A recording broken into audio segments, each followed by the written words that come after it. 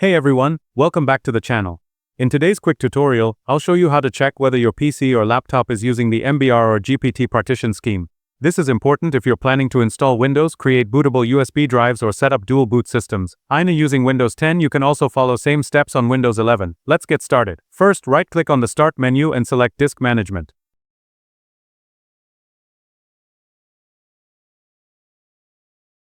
Now look for the disk you want to check, usually it's labeled as Disk 0, right-click on Disk 0 and click on Properties.